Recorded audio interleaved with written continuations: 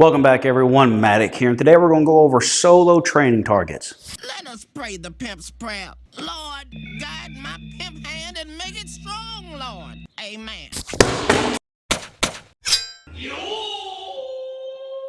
So why are we going over solo training targets specifically? Well, that's because if someone's using, a hand mitt or a body shield to lay against them, they can introduce either some weird inconsistencies that we don't want at that moment of training, or we're working on something very specifically that doesn't really require another person, or we don't want another person for that particular drill that we're working on. So the way that we're going to categorize these is we're going to start from the least resistant and slightly more convenient to use to more resistant and a little bit more of an inconvenience to use. And we'll list the pros and cons of each of them. So the first one we got is this antique. These are basically just very simple, thin, reflexing target or precision targets. They're not designed to take really hard impacts. And this one specifically has a little handhold you can hold out for people to wind up hitting. However you hold it, it is designed specifically for precision, accuracy, and just learning on like basic distance, stuff like that. I have tried to find the equivalent to these. These probably cost like 15, 20 bucks, like way back when. I'm pretty sure these are older than I am. But everything that I've seen that would be worth it costs like $35, $40 now. It does come with a target and the suction cup for it as well, but there's also other versions that you can just mount to a wall. If you want to go that route, I'll put a link to that particular apparatus in the description, and there you go. But for these, you do have to take care of them, especially if you get the suction cup version. You have to make sure these stay nice and clean, and the surface that you put it to is nice and clean. And essentially all that you do is you take it, press it to your surface at whatever height that you want, and then you can either just work on simple, you have to take care of your cups, work on simple targeting, very simple drills, or especially if you're just trying to learn on distance, you can set it up and you can be at one such distance and just barely touch, or be a little bit closer using the same amount of movement, and you can see on just how much further you go past the target.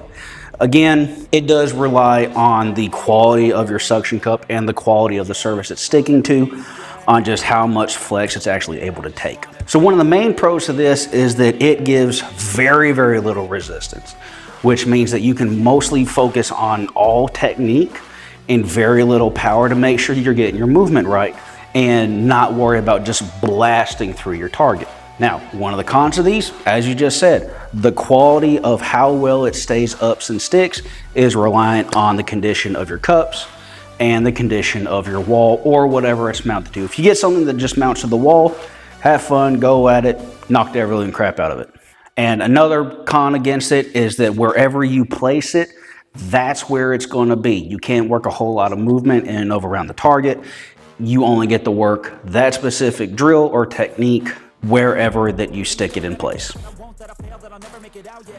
Next, we have these smaller standing bags that wind up having some kind of spring at the base that allows for movement, some nice erratic movement that makes sure that if your technique is not good, it winds up going out at an angle versus to what you want if you want to go straight, or if you want it to go at that angle, you make sure it goes at that angle. The downside to it though is, as you just saw, is if you do hit it with quite a bit of authority, your base winds up flipping. And usually they are limited to a very small target area, which you generally can loosen and then adjust to whatever height you need. However, I have found that sometimes after you hit a certain amount, this gets loose and just winds up falling back down. And you do need this protective cuff, I have found, with people that use these, because you will wind up hitting this metal bar if you are not very good with accuracy. But it's also very good in order that you can wind up hitting and wind up going around the bag. Very good for developing timing and just consistent movement of whatever you're trying to do. Now again, one of the pros that it offers very little resistance, therefore you can still worry about primary technique And if you want to get more consistent, quicker shots off, you can. You ain't worry about just touching. If you want, get very little movement. If you want to set up other techniques, pop, pop, while also working your angles, go straight in, 1, 2, and then out. So again, the pros offers very little resistance, so you can still work on technique. It does give you erratic behavior in order to try to work on angles, work on reaction, work on correct technique of where you want the target to go. And it's usually fairly easy to move. It's usually not that hard. Now, the cons to it is every once in a while, as you hit it, this will come loose. The spring in and of itself just screws into the base. You will have to tighten that. You will have to tighten this up for the main shaft. And I think there's something underneath this pad that can come loose too. So they're usually not built very rugged, and they're not designed to take a whole lot of abuse. So this is primarily a technique developer, not a power working system. It's mostly for just precision and technique. Next, we have the more classic standing bags. And for those of you that can't tell, this one has sand in it, so when you go to move it and stuff, the sand will shift and settle and makes it a pain to move about the floor. And it's not even filled all the way, and that's probably a good thing. But these are your more classic standing bags. These are very, very good for most of your applications. It's a very versatile targeting system. There are variations of just how big the actual pad surface is. Some of them are about this small. We have the red one over there. It's a little bit smaller and a little bit shorter, but a vast majority of them do have adjustability to set them at kind of whatever heights that you want. For this one, it's the highest it'll go. So they go up and lock in these little grooves here, and I think the height of this one is roughly about 6 feet. So, which is really good if you want to work on high kicks. You can work on just getting your feet up there and stuff. There are others that have a slightly thinner but wider base and a much longer padding area, and those are good for working stuff that attach below the waist. These, we usually like these pretty well, because in the mostly tournament style of fighting that we do, all of your techniques need to be above the waist, so you can set this close to wherever your waist is and making sure all your techniques are at an appropriate height. Now for that one, it was a little bit harder for me to show, but I'll show you with this one. So this is one that has the Century Bob headpiece or body piece. There is a Bob and a Bob XL, and then I think a Bobby for kids. When you move these though, you want to take that off, otherwise the little nubs that fit in the grooves can really wear out, we have found. But in order to move these bags, you basically want to find its tipping point where it almost just falls over on the other way, and you're going to hold it nice and balance it and just roll. Now, the ones that are filled with water, even if they are completely full, are far easier to move out and about on the floor. Just don't be lazy with it. It's a simple technique issue. You don't know how frustrated I get when I see videos online and stuff of people kicking standing bags specifically, and you can just tell the bag's not filled all the way, or the base isn't filled all the way. And I have called people out on it on their own videos, and they try to argue. And I have given very specific evidence in their own video on why it's not filled. And on one particular video, they actually went and cut out that part of the clip, that particular clip that showed the evidence. Like, just be honest, like just show like you're not hitting things as hard as you actually are. But so for the Bobs, one of the things that I really like about these is I don't necessarily like hitting these because this weird silicone covering really hurts your feet. But that's just a training issue. Get used to it, act tough. But what I mostly like about them is the shoulders that they have that most standing bags don't. It's just a straight line. So because it has the shoulders, it helps you promote good kicking techniques, specifically round kicks. Because if your round kick sucks and you come out at any kind of angle, you're just going to wind up hitting their shoulder. Or especially if they're like blocking like this or like this. So it really promotes that when you go to kick the head, it promotes you to turn your hip and turn your body so that you can get up to a head kick. And that's what I really like about these Bob punching bags. Problem is they're really expensive. I think now they're upwards of like $300 to $350, maybe just for the base one, if not the Bob XL. The Bob XL winds up having a pair of shorts down here so you can kind of work like thigh or something like that. So the pros to the classic standing bags is that because there's a target all the way around it, you can work movement in and out and around the hitting surface. And depending on the size of the pad in of itself, you can either work low kicks or low techniques, or go all the way as high as you can or as high as the bag itself can. The downside to them, specifically to the Bob bags, you can mostly only attack it really from slight angles, as if the person is fighting you, or straight on. You can't really go towards the back because on all the models, like this is just open, there's screws and stuff, and you'll just wind up hitting this, so that's not good. But you have to be really careful with the bases of these, especially if you really start hitting these hard. It's quite easy for you to, if you start hitting them with really good technique, it's really easy for these to pop up and your foot probably gets stuck underneath it and it just crush. We've had a few people to where that happened to. It didn't hurt them too bad, but it kind of caught them. So you want to be really aware of that. These are also very dependent on the surface that they are on. This is on a mat. It's basically a type of rubberized mat, so it's not really moving all that much. Most people will have these will be in a garage and it's just slick concrete, and it's very easy to move these, like almost dangerously so. So that's where you can kind of get the issues of these popping up and slipping and like kind of coming towards your toes, which can be really dangerous. There are versions I have seen that have suction cups on the bottom of them specifically for those types of slick concrete surfaces. The problem is once you do that, it's just stuck there. Like it's just stuck there. But if you have some kind of rubberized mat down, and you can just place this, like all of our standing bags are like pushed up against the wall. It's not that hard to pull them out.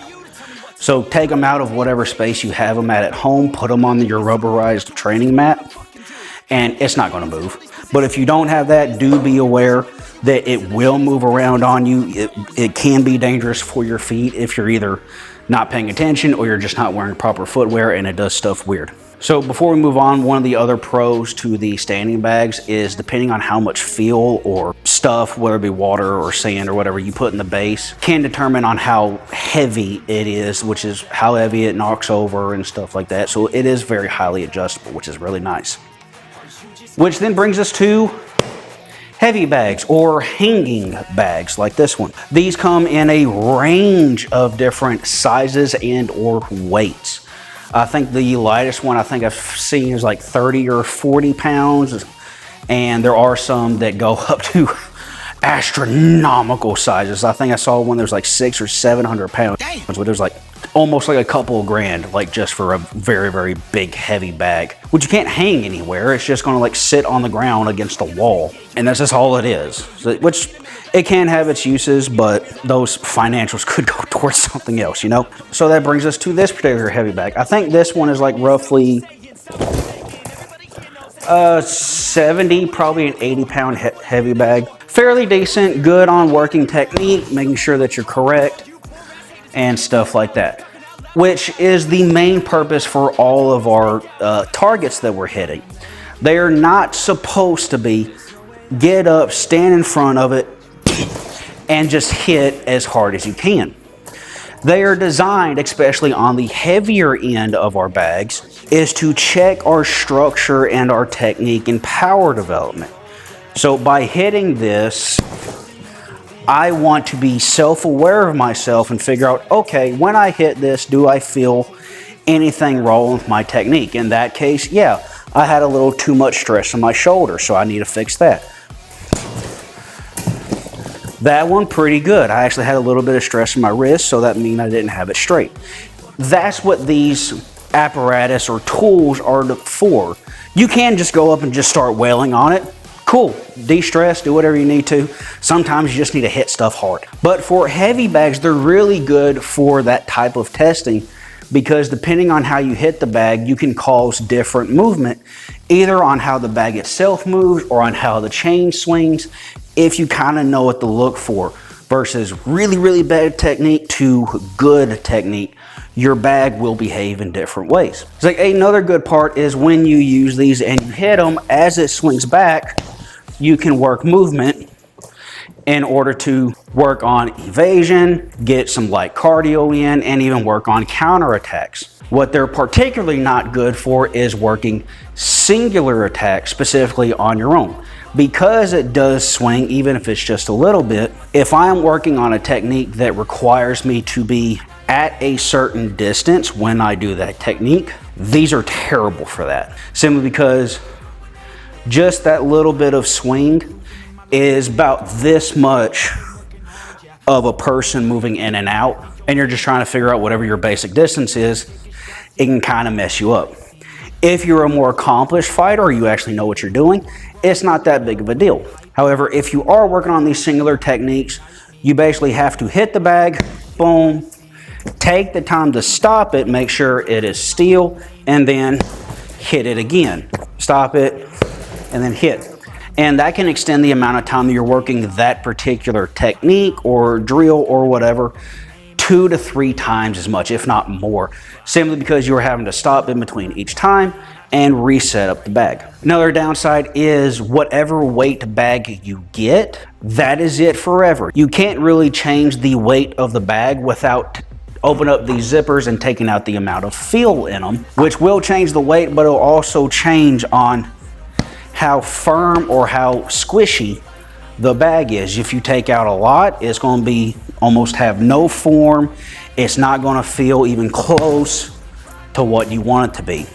Now, one of the cool things with hanging bags is they come in all kinds of shapes and sizes. And by shapes, like there are some that do kind of look like human torso. There are some that look like what's called a teardrop. There are even some, the more MMA or UFC style bags called a Muay Thai bag that actually reach down towards the floor. They're roughly about 7 feet tall. And by using one of those, you can actually drop it down a little bit to where the bottom is resting against the ground. So it either doesn't move nearly as much, or some actually have a strap on the bottom that you can attach something that it'll swing a little bit, boom, it'll stop, and then come back in position. I've actually ordered a bag like that we're gonna hang at one of these, and we'll see on how that does. If you wanna know which specific one I buy, the link will be in the description. Another con for hanging bags is that typically wherever you hang them down from, that's where they're gonna be. You can't really move those. There are certain attachment methods you can get that allow you to pull your bag out or swing it out from a wall or something, but depending on which brand you go with those and just how well constructed it is, I've seen some upwards of like $1,000 for it, so you can kind of pick or choose on which one you want to do. But hanging bags are pretty good. They are very versatile as well. Many gyms have them. It's just, for me personally, I don't like using them quite as much as I do standing bags. All right, so that is our video on solo targets. Whichever one that you particularly use is dependent upon your situation or the environment you might be practicing in. If you are practicing in an environment that has slick floors, you might want to stay away from standing bags. If you are practicing in an area to where, like a garage or something like that, you might not want to use a heavy bag. If you don't have smooth surfaces to attach precision targets, you might want to stay away from those. But regardless of whichever one you use, make sure that you're using it for the appropriate thing, and that is to test out our technique and our body structure when we go to hit things. I'm Matic, and I'll catch y'all later.